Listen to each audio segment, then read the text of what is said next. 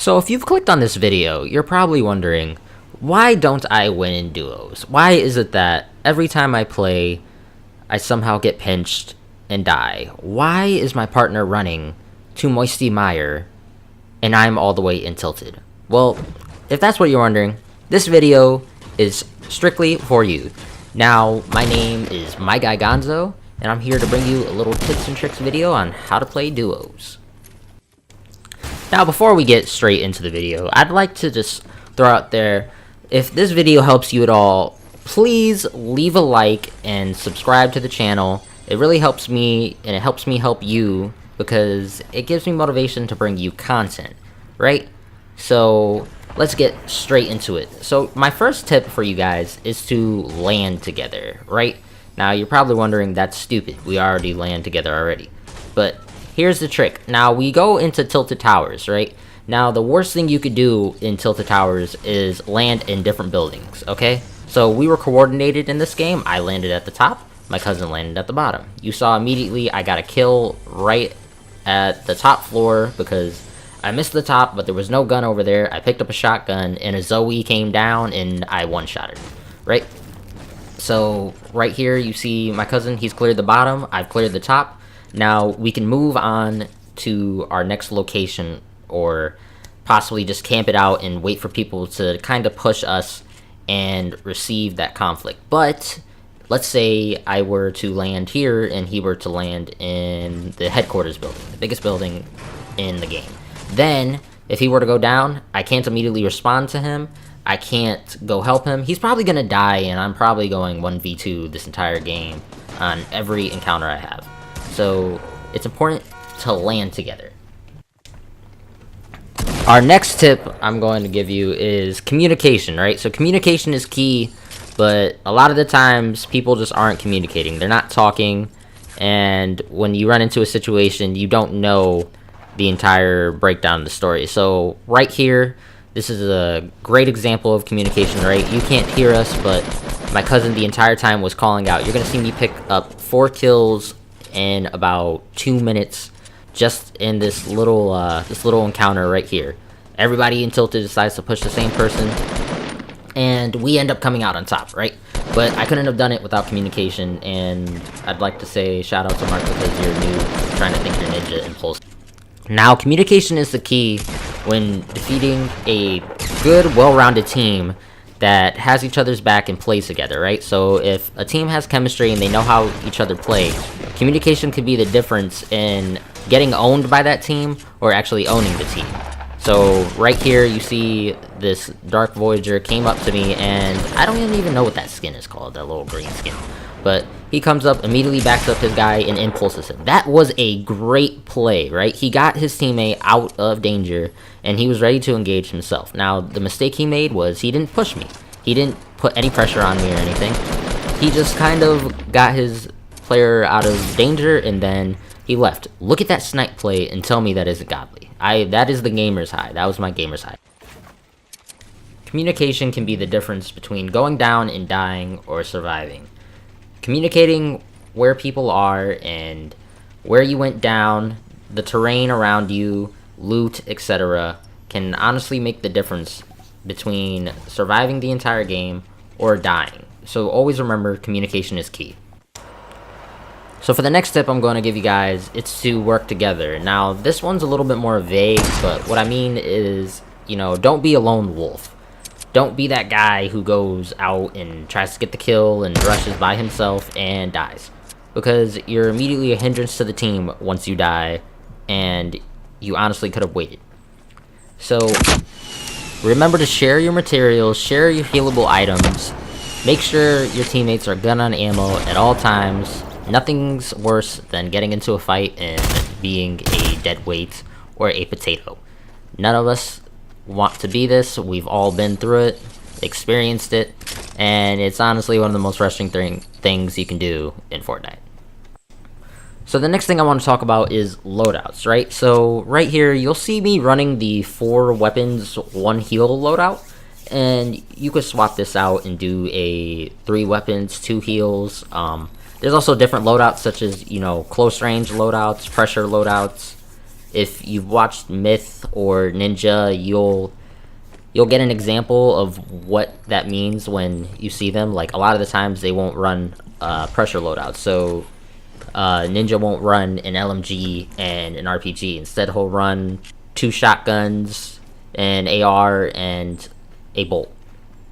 Stuff like that. Now, if you wanted to pressure him, he'd definitely run an LMG, or he'd run a death machine, or the RPG and grenade launcher, right? So those are pressure loadouts versus more tactical loadouts. But that's for a different video that we can get into later. But for now, when we're talking loadouts, I'm really talking, having weapons of different ranges and heals, right? So you don't need 5 weapons, especially in duos when your partner kind of needs to rely on you a little bit when he is pushed, pinched, or damaged, and you really have nothing to offer to him. So you're not being a good teammate by hogging up all weapons and not contributing to the team.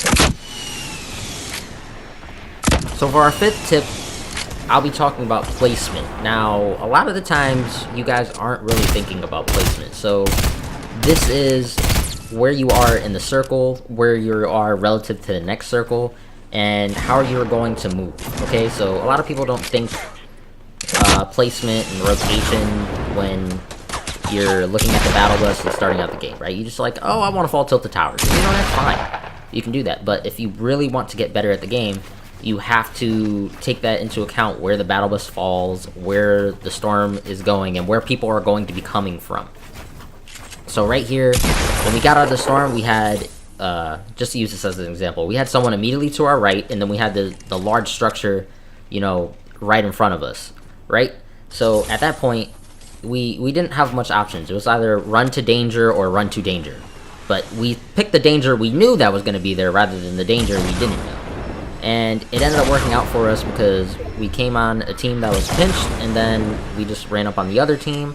Right here, I get into a little build fight. It's important to farm materials too. I didn't touch on that, but when you play aggressive, you kind of don't have to, because you'll take everybody else's materials that they farm. So it's a pretty easy pretty easy thing to do when you're playing aggressive. But for the passive players, you really do want to spend a little chunk of time farming, because you don't want to be a potato at the end of the game with your 80 wood, and then someone starts pressuring you and all of a sudden you can't build, right? So to harp back on my other tip before, sharing is caring. Okay, so share your materials when you have to, and it'll honestly make the game a little bit easier, because again, you don't want a potato. The last and final tip is to assess every situation. So we're going to be using the gameplay as an example. So me and Mark are on relatively flat ground, right? There's a little bit of hills, but nothing that, changes the game. There is a team in front of us, there is a team behind the team in front of us. So we know we aren't going to get pinched, okay? So here we have the free will to fire upon the teams, both teams actually, with whatever we want. We can use the ARs we have, we can use an RPG, we can use the snipers. It doesn't really matter, because we don't have any fear of being pinched. It also allows us to build wherever we want and not really have to cover our left and right side. Our main focus is what is in front of us. This goes for a easy situation, really, because there's no worry of anyone trying to come behind us or in front of us or to the left or right. We know where everyone is. There's not much risk in the game here. Now, early game and mid game, every situation is going to be different, and you have to take into account the risks of each action you're going to take, whether it's to push people, whether it's to climb the high ground, whether it's to take a base. Every situation in Fortnite is different, and through experience you'll understand what you have to do, different mechanics of what you're doing, and it'll honestly make the game much more easier. I advise you to watch not necessarily like elite pro players, but good players, especially if you're on console. Watch console players. I know everyone loves watching Ninja, everyone loves Dr. Lupo. You can watch my guy Gonzo, out there, Twitch TV / my guy Gonzo. But just watch a player who is good, and kind of understand what they're trying to do. Understand why they are pushing, the environment they're in, and analyze really all they do early and late game. I promise you, you will get better.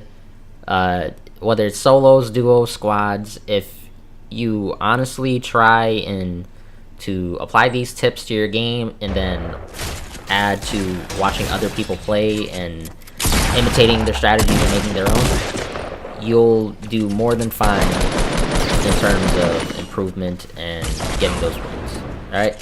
So, my name is My Guy Gonzo. If you like this video, remember to hit that like button. You know, comment, whatever. If I got anything wrong, or there's anything you want to add, feel free to comment down below and subscribe. I'm out. Peace.